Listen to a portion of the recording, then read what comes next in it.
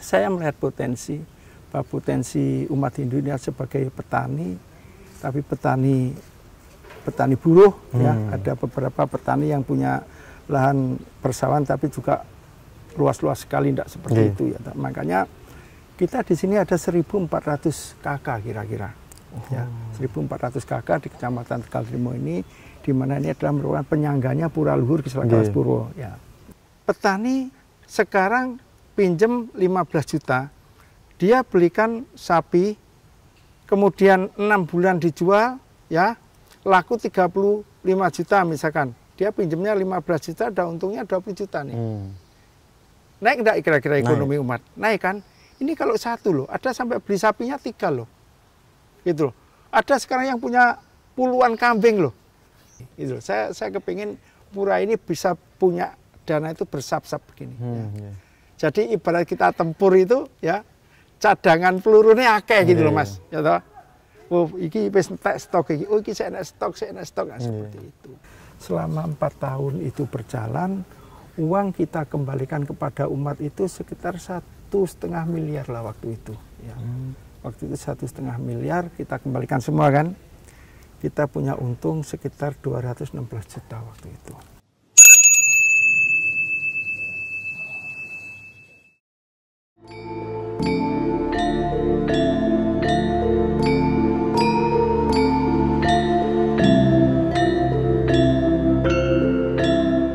Sastu Pak.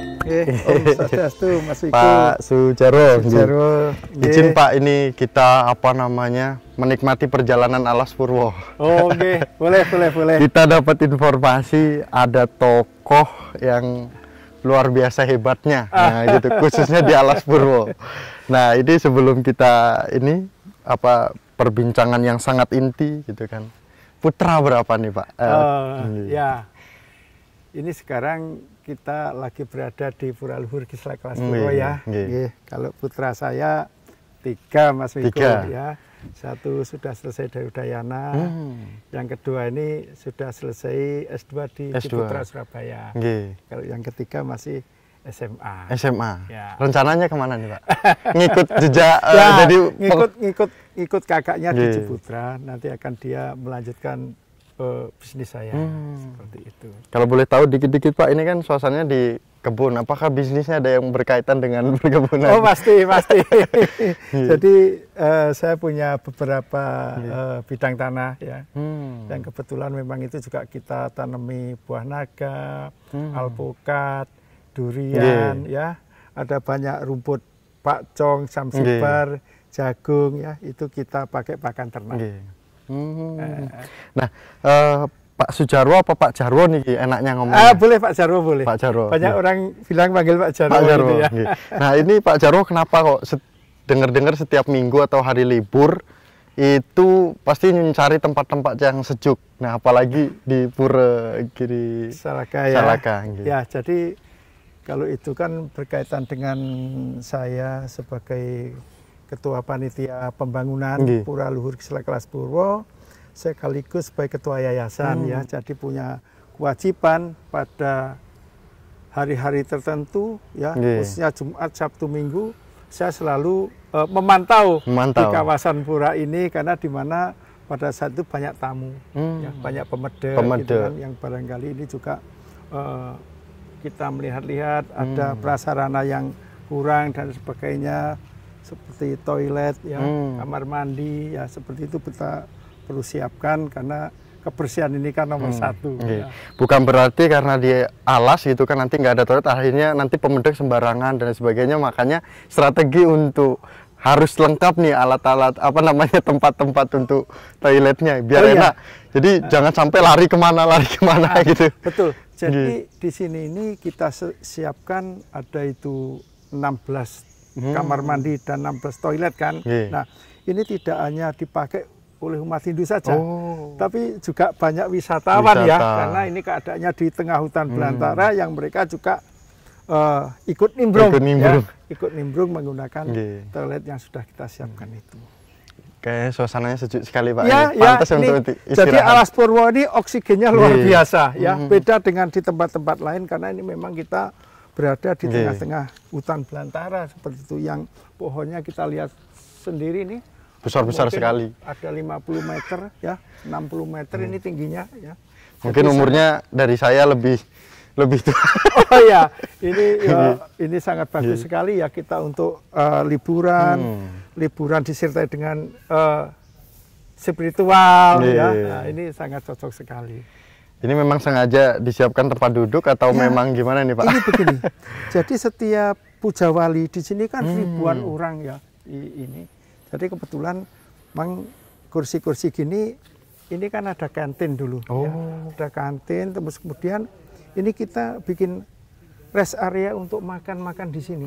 Jadi dia bisa ambil-ambil makanan, kemudian bisa duduk-duduk di tempat yang sudah kita sediakan seperti ini, kemudian kita tambah kursi-kursi yang kita siapkan. Rame lah kalau pas puja wali nanti Pak. Oh iya, rame sekali. Kemarin itu langsung sampai ada berapa kilo ini parkir kendaraan nggak mampu. Nggak mampu dia. Nah izin Pak ini boleh kita. Oke, mari. Karena ada sesuatu hal yang menarik yang ingin diketahui oleh pemirsa Hindu Channel. Apa ini ya kita nanti sambil ngobrol gitu Pak. Ini pasti kokoh ya Pak? Ya, kokoh sekali dia. Takutnya nanti kita berdua ini Pak. ini besi yang kuat sekali ya, ini ya. Ini bisa untuk beberapa orang duduk ya. Nah, Pak ini kita dapat informasi Bapak apa namanya yang bisa menjadi apa ya bahasanya ini, yang menjadi sorotan dan ditunjuk menjadi apa ya pemilik strategi untuk terkait dengan perkembangan umat Hindu khususnya yang ada di Alas Purwo. Ya, ini strategi apa sebenarnya Pak? Jadi sebenarnya kan begini Mas Miko ya, ini sebenarnya konsep saya itu kan, saya ini kan orang bisnis ya.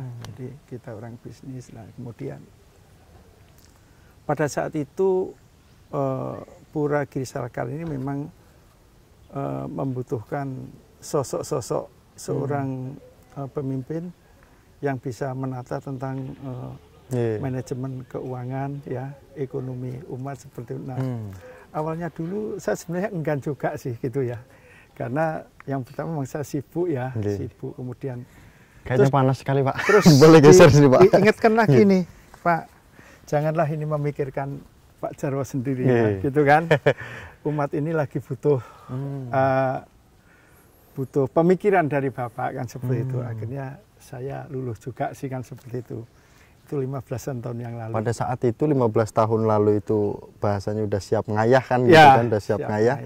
Sudah ada langsung strategi yang keluar dari jiwa seorang pembisnis atau gimana? Karena ini kan beda loh Pak, kalau bisnis terus masuk ke lingkupan orang-orang yang beragama dan maksudnya beragama ini di lingkup pura gitu kan. Apakah gimana nih pola strateginya harus dimulai kan gitu? Apa udah muncul duluan? Jadi waktu itu saya tapi butuh waktu untuk untuk kita benar-benar menjadi bakta Tuhan di sini.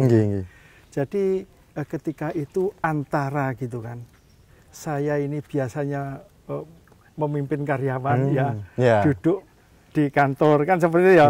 Saya di sini harus melayani banyak orang, bahkan di caci maki barangkali begitu ya. Nah ini satu apa namanya di benak saya satu hal yang sangat sekali bertentangan ya kan. Di sini tidak ada sinyal, tidak ada apa kan begitu. Saya tinggalkan pekerjaan saya kan gitu. Di sini di dalam pemikiran saya ini bertentangan nih. Saya baru ini bisa pilah kembali, bisa pikiran saya ini turun ketika saya pilah bahwa di sana saya adalah seorang pembisnis dan di sini saya sebagai bakta Tuhan, saya sebagai pelayan Tuhan. Baru di sini saya bisa apa ya berpikir, pikiran saya bisa turun gitu ya, bisa benar-benar saya mengabdikan jiwa raga saya di sini. Nah kemudian kan banyak sekali ini problem, ya problem harus membenahi di Pura Luhur Alas Purwo ini. Belum lagi kita memikirkan umat yang ada di luar, kemudian memikirkan bangunan kan seperti itu. Nah kemudian untuk umat kita ini ya umat Hindu khususnya yang di Jawa ya, kita jujur saja secara ekonomi ya kita semua banyak bergerak di bidang pertanian. Ya. Orang tani ya begitulah Mas.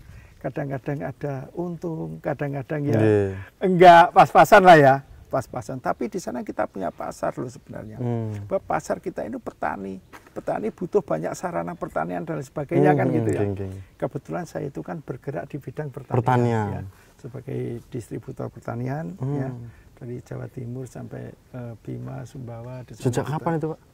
33 tahun yang lalu. 33 tahun yang lalu? Ya, beli belum lahir kali ya? Belum. Jangan beli lah Pak ini, walaupun pakai udeng gitu. Mas Miko belum akhir ya kira-kira. Ya kita sudah. Bagaimana Bapak bisa memilah terkait dengan menurunkan apa sih tensinya itu, gitu. Apalagi ini kan ya tadi lagi-lagi berkaitan dengan pembangunan yang gitu kan. Besar ya.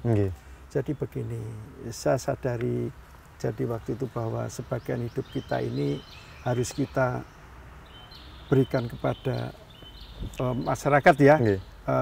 Pemikiran kita harus kita bagi untuk kesejahteraan lingkungan kita kan seperti itu. Akhirnya ya oke, saya siap seperti itu. Kita mulai pembangunan sedikit-sedikit ini ya. Kita pembangunan ini dari Candi Bentar ini. Pertama ini kita dari Bu Eka waktu itu Bupati Tabanan. Oh Bupati Tabanan. Dari Bali malah.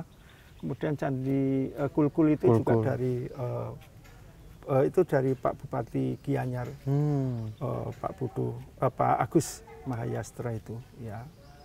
Kemudian ada Wantilan ini, finishingnya ini dari Pak Putu Arte, Bupati Jembrana waktu itu. Kemudian di dalam itu ada beberapa titik bangunan, ada Balai Peselang, ada Gedung Suci ya. Ya pasti saya tahu bahwa kadang pendekatan itu ya lobby kalau bahasa ininya ya itu ya penting sekali. Ya di sanalah kita sebagai instingnya orang bisnis ya. Kita bagaimana kalau kita ini mengharapkan dari pemedek yang hanya 10-20 ribu, bukan mengecilkan itu, tapi kan kita lama sekali. Nggak dapatlah kita membangun gitu. Akhirnya saya mohon petunjuk ya bagaimana agar kita bisa menerima hibah ya seperti itu ya. Akhirnya mereka berikan ya luluh ya. Termasuk ini sekarang lagi membangun nih. Kita mau bangun penyangkar total ini. Mudah-mudahan ini yang ini juga dari Pak Agus Mahayastra, Bupati Gianyar ya. Nah nanti juga akan ada dari Badung, dari Wali Kota dan dari Jembrana dari Tabanan lagi. Ya. Nah, kemudian yang terkait dengan itu, ya tentu di luar juga harus kita bangun juga kan sumber daya manusia, umat kita, sumber daya manusia. Nah ini kita sadari tadi bahwa umat kita ini secara ekonomi ada di bawah, ya makanya saya kepingin bagaimana umat Hindu di wilayah saya ini ekonominya bisa berkembang. Nah, tidak mungkin saya akan membawa uang yang di sini ya. Uang ini kan harus kita pertanggungjawabkan nih. Uang hibah dari Bali ini ya kan. Tidak mungkin ini saya bawa keluar ya. Nah, ini harus saya pertanggungjawabkan, tidak 1 rupiah pun boleh kemana-mana ya. Harus kita pakai sebagaimana mestinya karena ini memang punya pura. Ya, jadi saya bentuk sendiri dari yang tidak ada menjadi ada. Apa itu Pak, dari yang ada menjadi ada? Kan? Bukan sulap kan Pak? Pasti ini penasaran kan. Jadi begini, saya melihat potensi umat Hindu ini sebagai petani, tapi petani buruh ya. Ada beberapa petani yang punya lahan persawahan tapi juga luas-luas sekali, tidak seperti itu ya. Makanya kita di sini ada 1.400 KK kira-kira. Ya, 1.400 KK di Kecamatan Tegal Trimo ini, di mana ini adalah merupakan penyangganya Pura Luhur Kislakalas Puro. Ya. Nah, kita pakai ini arisan yang pertama itu. Dari sejumlah itu kita buka arisan per lembarnya itu 100.000 kan gitu. Ya. Setiap lembar, per lembar ini kan 100.000 ya. Jadi yang ikut cuma sedikit. Awal mula. 330 awal mula. Awal mula. Ya. Kemudian dari uang 330 itu tahun pertama itu kita pinjamkan hanya skala kecil ke beberapa rekan-rekan pengusaha rekan-rekan Hindu pengusaha gitu ya. Ayo ini daripada uang nganggur ini pakai dulu yayasan kasih lah untungan begitu ya. Nah, selebihnya karena kita mayoritas petani, kita belikan obat-obat pertanian. Kita beli, kita sebar ke umat kita ini ya. Kita bikin outlet-outlet di mana umat ini bisa membeli di outlet-outlet yang sudah kita sediakan. Akhirnya jadi brek. Selama 4 tahun itu berjalan, uang kita kembalikan kepada umat itu sekitar 1,5 miliar lah waktu itu. Ya. Waktu itu 1,5 miliar kita kembalikan semua kan. Kita punya untung sekitar 216 juta waktu itu. Selama kurun waktu 4 tahun. 4 tahun. Nah, respon masyarakat, respon umat begitu besar. Oke, setelah melihat hasilnya. Ya. Ayo Pak, dimulai lagi aja, dilanjutkan lagi kan gitu ya. Dilanjutkan lagi nih. Yang ikut 730 orang. Nambah. Nah, nambahnya 100% lebih kan ya. Jadi kita itu setiap bulan itu mendapatkan 73 juta. 73 juta setiap bulan uang itu masuk. Loh caranya bagaimana kan begitu sekarang? Apa umat itu setor dewi-dewi stok ke Pak Jarwo kan begitu? Pasti tidak. Jadi di Kecamatan Tegatrimo itu ada 26 pura. 26 pura. Setiap pura ini kan punya pamong. Jadi, diserahkan tanggung jawab kepada pamong. Pengurus harian ini setiap akhir bulan itu sudah nyetak 730 lembar tagihan lah istilahnya ya. Kita kayak kwitansi gitu, tanda bukti terima uang, cetak, dikirim ke pamong-pamong ini ya, ke 26 pamong, kemudian pamong ini menyebarkan ke wilayah masing-masing ya peserta arisan. Nah kemudian peserta arisan ini memberikan uang itu kepada pamong. Nah pamong kemudian menyetorkan ke pengurus harian. Nah seperti itu. Nah kemudian pengurus harian setor ke bank. Nah jedes itu. Jadi uang itu bisa dimonitor dengan baik. Nah selanjutnya pada periode kedua ini kita bentuknya Pak, sudah. Mohon maaf potong dulu sebelum periode kedua. Jadi ini kan bayangan orang yang arisan itu ketika dia arisan ya diundi dapat di situ. Nah ini bukan pola itu yang dilakukan. Enggak. Kenapa pola itu bukan yang dilakukan? Sedangkan pendapatan sehari-hari kan kita belum tahu.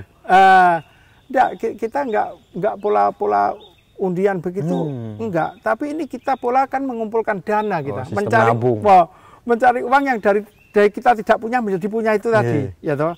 Nah, jadi uang ini seperti Mas Miko nih, setiap bulan dia setor 100.000 kan. 4 tahun kemudian uang ini saya kembalikan nih, Mas Miko uangnya 4.800.000 kan gitu. Nah, selama ini uang ini kan diputer, itu tadi ya. Nah, untungnya dari perputaran itu untuk yayasan 216 juta. Dimulailah pada periode kedua kan gitu, udah punya modal nih 216 juta kan. Nah, sistem ekonomi kita rubah lagi dari sini. Kalau tadi hanya beberapa orang pengusaha saja yang dapatkan ya, sekarang kita perluas rata ya, keumatan sekarang. Benar-benar ini ekonomi dharma, ekonomi keumatan kita sebagai ekonomi dharma karena ini berangkat dari sebuah kebaikan dan sebuah kejujuran. Kita tidak boleh ada yang istilahnya menelikung dari bawah atau berkhianat di antara kita, tidak boleh di sini. Semua harus berjalan dengan baik gitu loh. Utangnya, pinjaman dan lain sebagainya itu semua harus dikembalikan kan begitu ya.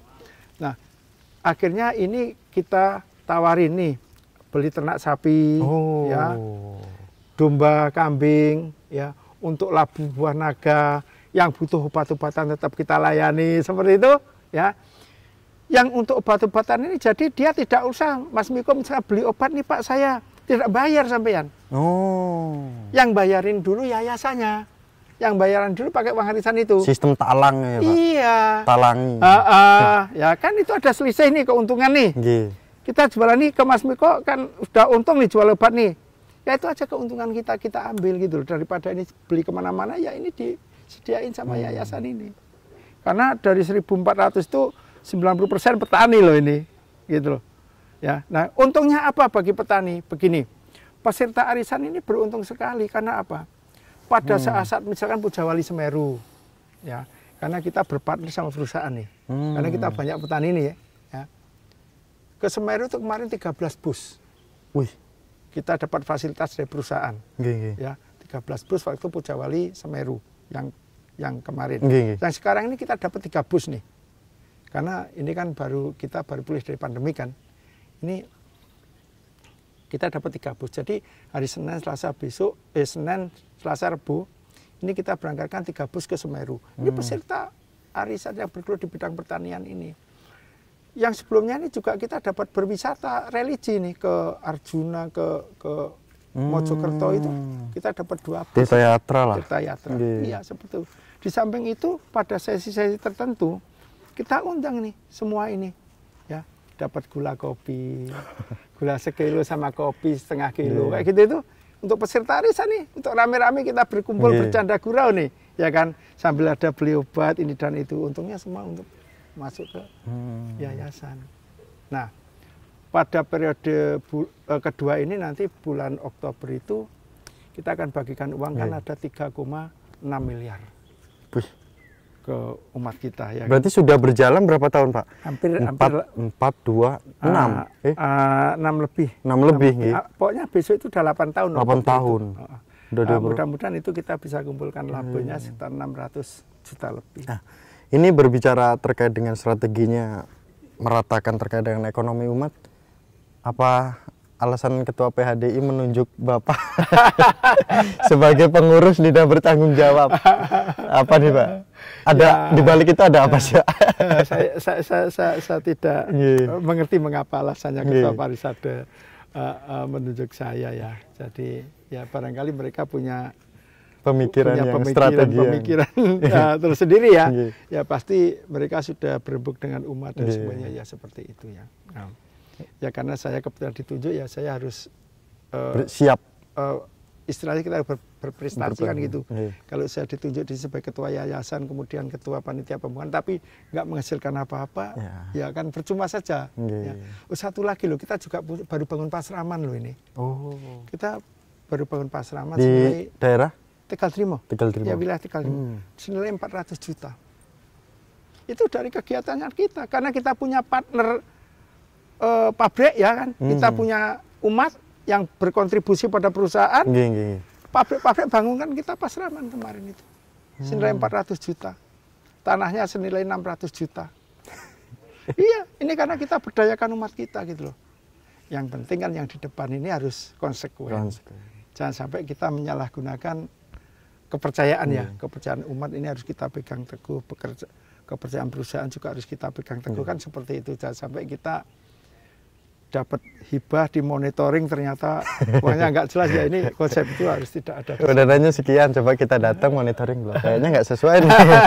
Oh ternyata sesuai nih. Ya gitu. Astungkara semua lebih. Ya, mereka monitoring, oh Pak saya sudah ndain lah ini pasti lebih dari yang kami hibahkan ini ya. Ya semuanya seperti itu.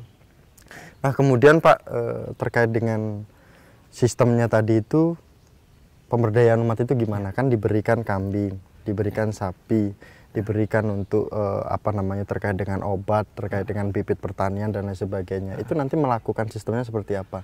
Apakah perhitungannya hanya per bulan atau sekali panen atau bagaimana? Begini, jadi untuk obat-obat pertanian misalkan ya, Mas Miko mau bercocok tanam misalkan, kebutuhan cocok tanam itu selama 1 periode itu berapa?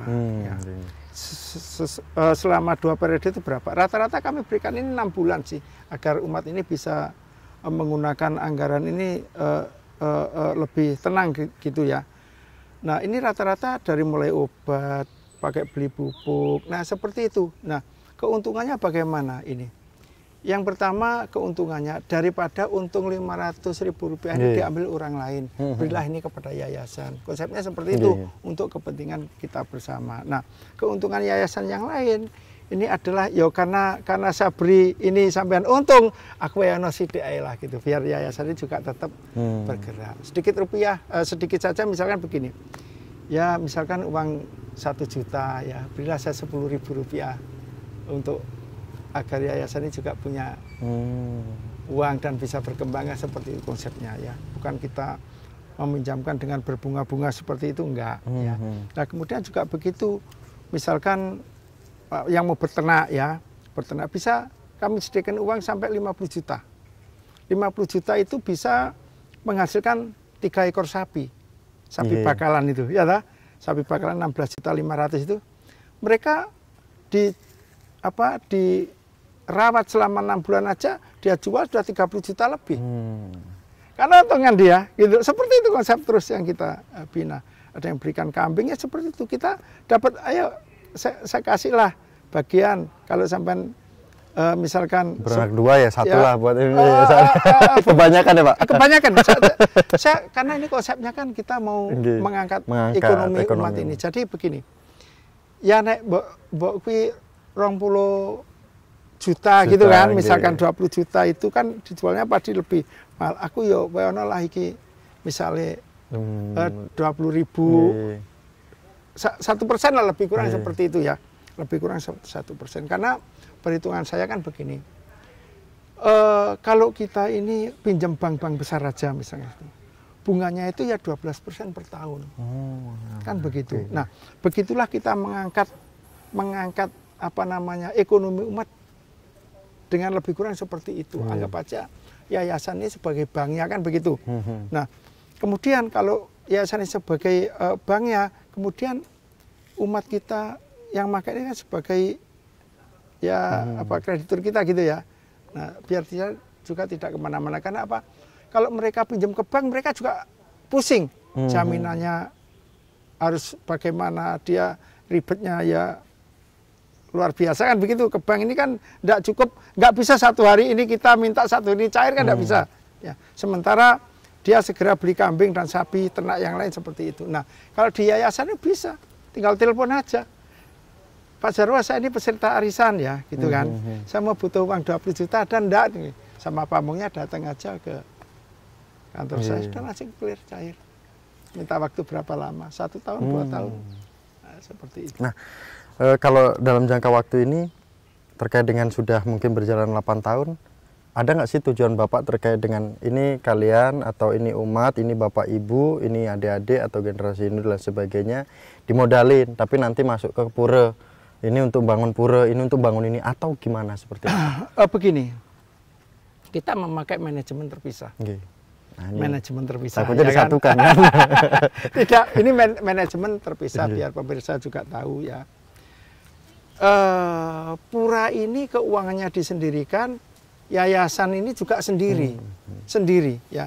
Karena saya kepingin apa yang dikerjakan oleh umat ini juga dia tahu apa untungku gitu ya.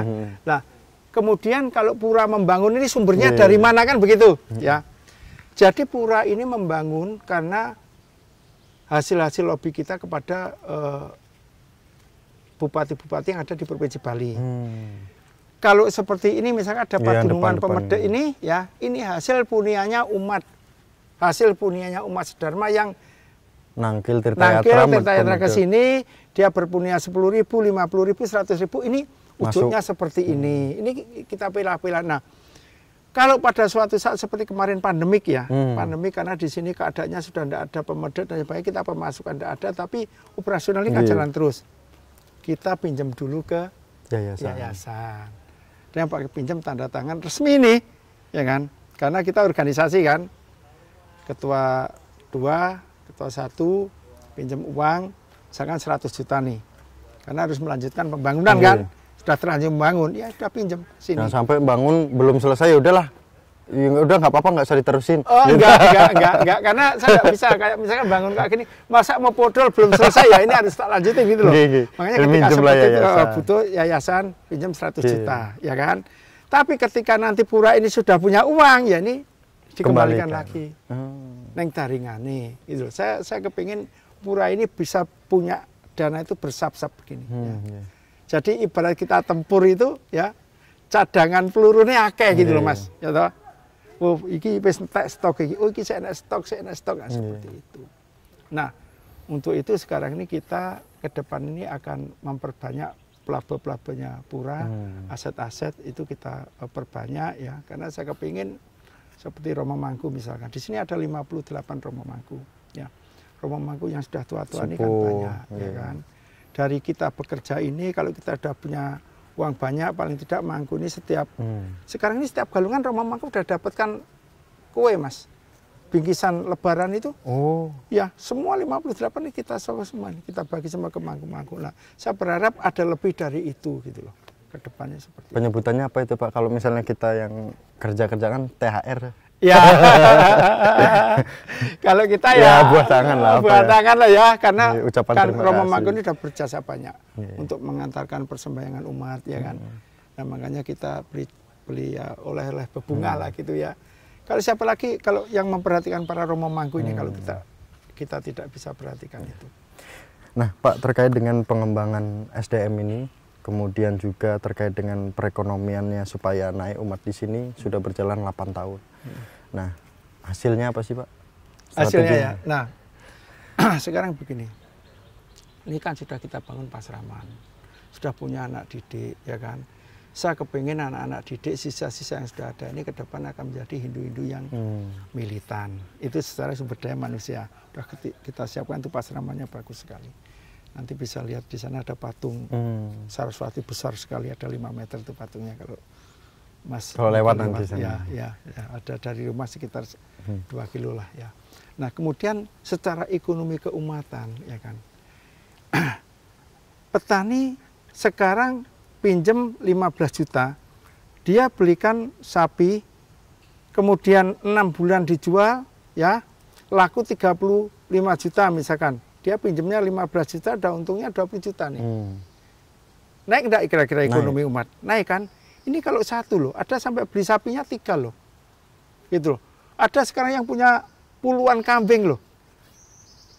Meningkat semua, gitu loh. Itu hanya uang berapa ratus, masih sekitar 1,8 miliaran yang dipakai umat ini.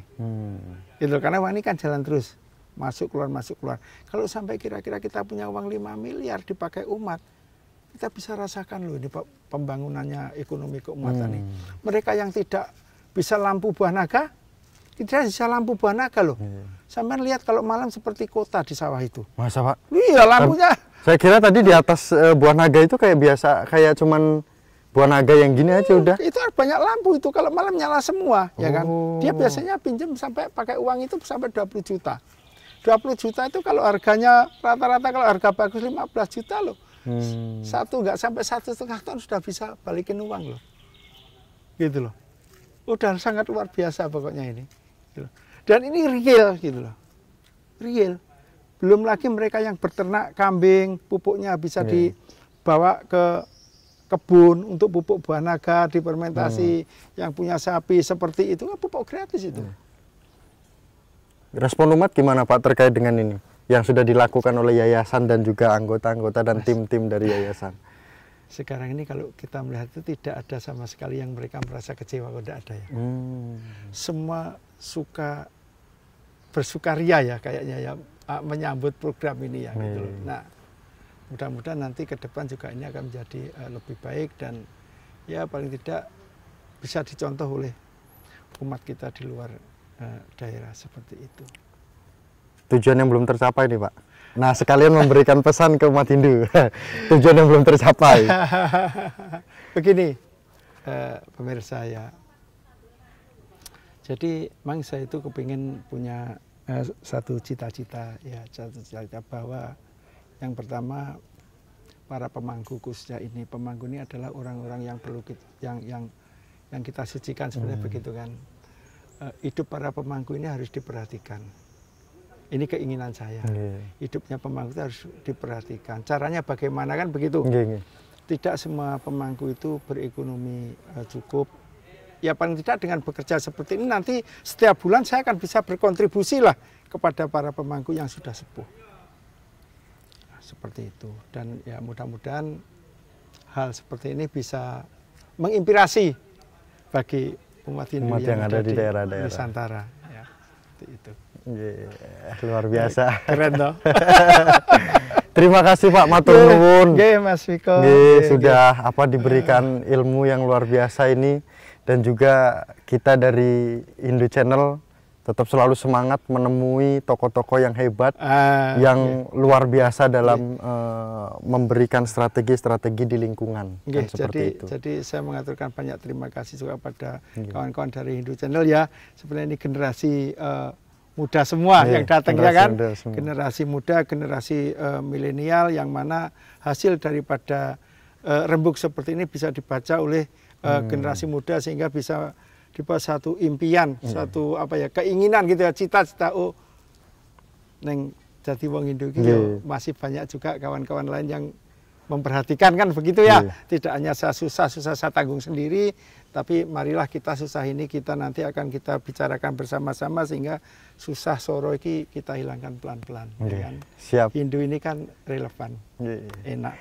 Terima kasih Pak Matur Nuwun, sehat selalu Pak Sujarwo. Om Santi, Om Santi. Om. Pemirsa Hindu Channel, tetap selalu ikuti Hindu Channel dimanapun berada. Hari ini berada di Tegal Delimo di Alas Purwo bersama tokoh Hindu yang sangat menginspirasi. Kami tutup dengan Parama Santi. Om Santi Santi Santi Santi Om. Terima kasih Pak. Rahayu.